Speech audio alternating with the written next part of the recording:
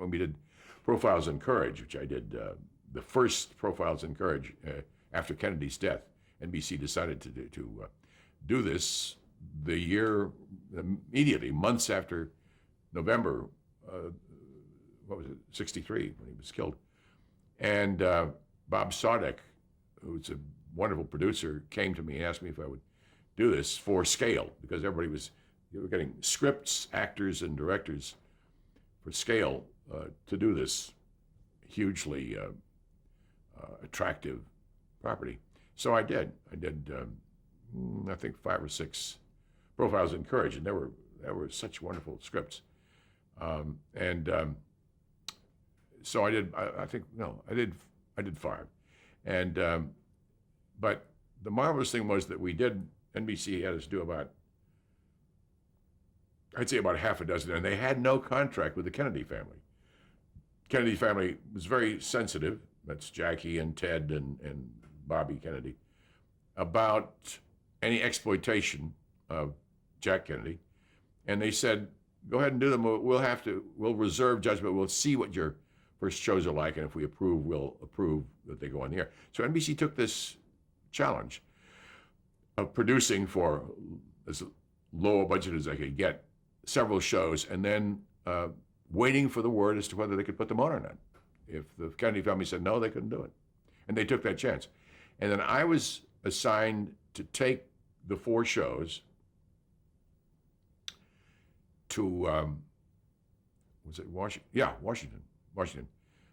And the conduit was Ted Kennedy and Bobby Kennedy. And then they would screen it.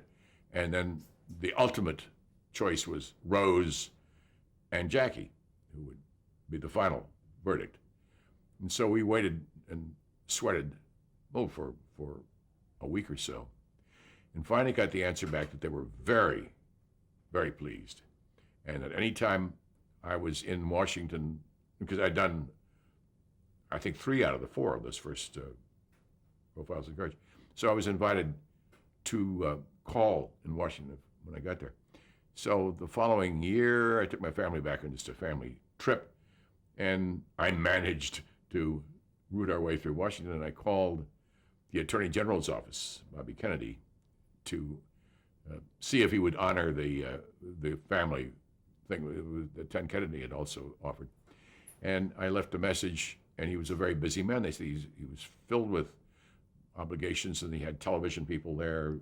And it was the day after he'd had the big struggle with Lyndon Johnson about whether he was going to stop being Attorney General and get into politics. It was a direct threat to LBJ, so that there were television people all over it was the Treasury Department. The Attorney General's office was in the Treasury Department. So I left my name, and I said I was going to be taking my family to the Smithsonian for the afternoon. And they said if Mr. Kennedy has, if the Attorney General has any time at all, he'll try to get in touch. So I left numbers. And we were in the middle of a space exhibit or something at the Smithsonian when I got paged. And I went, and they said, the Attorney General's office has said that you're welcome to come over. You can get over by 3 o'clock. So I left the family, got in the cab, and went to the Treasury Department and waited for about a half an hour. And there were television cameras, cables, people right and left. And so this man was under enormous pressure. This was the day it was being announced that he had this big set-to with Johnson, and he was taking his own political career going. And so they finally usher me in. And this is a long, high, steep, slim, long office with a big desk at the opposite. So I walk in this door, and there must have been, it seemed like 50 yards, like you were at the 50-yard line of a ball field. And this little man stepped up on the desk, little guy. Of course, I thought of Bobby Kennedy as the touch football man, the real rugged chap. And he walked toward me, and there was this little man who was up to my nose. He put out his hand to shake it, and it was a soft, warm, slippery, wet hand. And I thought, this is not the Bobby Kennedy I've looked forward to meeting.